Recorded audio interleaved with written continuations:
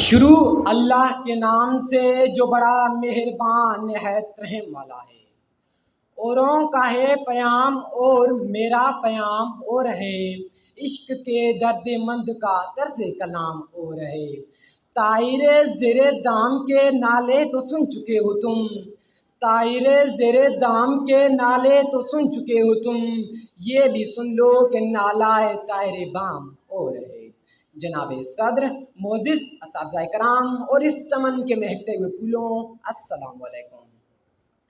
آج میرا موضوع سخن ہے، بول کے لب آزاد ہیں تیرے۔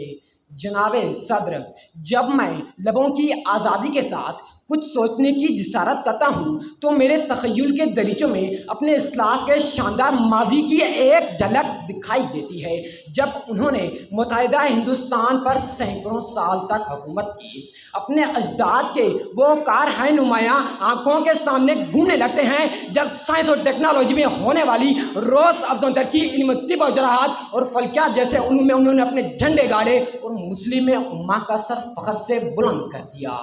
جناب صدر، 14 اگست 1947 کو ہمارے آبا و اجداد نے پاکستان کے نام کا ایک ملک انگریز اور ہندوؤں کی غلامی سے آزاد کرا کر ہمیں دے دیا، اور ہم اس وطن میں ہنسی خوشی رہنے لگے۔ اقوام عالم میں ہمارے چرچے ہونے لگے، ہماری غیرت اور اہمیت کی داستانیں رقم ہونے لگی۔ ہم نے حب الوطنی کے جذبات سے سرشار ہو کر 1965 کی جنگ کا سامنا بھی کیا اور دشمن کو ناکوں چنے چبوائے۔ سرفروشی کی تمنا اب ہمارے دل میں ہے، سرفروشی کی تمنا اب ہمارے دل میں ہے، دیکھنا ہے زور کتنا بازوئے قاتل میں ہے۔ جناب صدر، کھیل کے میدان میں اعلیٰ کارکردگی کی بنیاد پر کئی ورلڈ کپ جیتے اور دنیا بھر میں اپنا لوہا منوایا۔ سرحدوں کی حفاظت کرنے والی آرمی، نیوی اور ایئر فورس نے اپنی اعلیٰ حکمت عملی اور جذبہ شہادت کی وجہ سے زمانے بھر میں عزت پائی اور ملک و قوم کا نام روشن کیا۔ ملک کو جوہری طاقت سے مالا مال کرنے والے ڈاکٹر عبدالقدیر جیسے عظیم سائنسدان کی کاوشوں کو دنیا بھر نے سراہا، اور 28 مئی 1998 کو چاغی کے مقام پر کیے جانے والے ایٹم بم کے کامیاب تجربے نے پاکستان کے دشمنوں کو انہیں ہیبت ناک انجام کا پیغام دیا۔ یہ ہم سے کس نے لہو کا خراج پھر مانگا، یہ ہم سے کس نے لہو کا خراج پھر مانگا، ابھی تو سوئے تھے مقتل کو سرخرو کر کے۔ جناب صدر، اس کے علاوہ انفارمیشن ٹیکنالوجی میں نام پیدا کرنے والی عرفہ کریم رنداوا نے سافٹ ویئر بنا کر مائیکروسافٹ کے بانی بل گیٹس کو پاکستان آنے اور تعریفی کلمات دہرانے پر مجبور کر دیا۔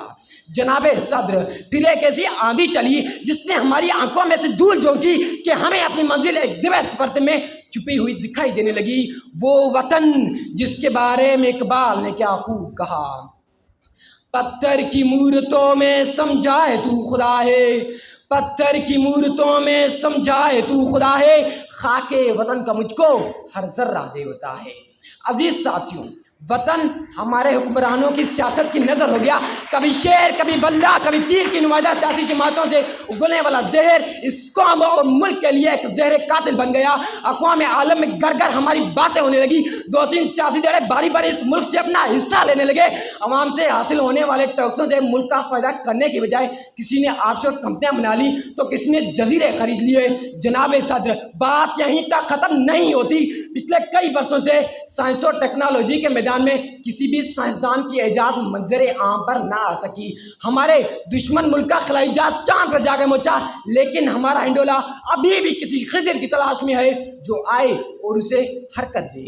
سائنسی ترقی کے لیے کمپیوٹر کے کی بورڈ پر ضرب لگانے والی مخروطی انگلیاں اب جدید ترین موبائلوں کے ٹچ پیڈ کے ساتھ ٹک ٹاک چلانے لگی ہیں۔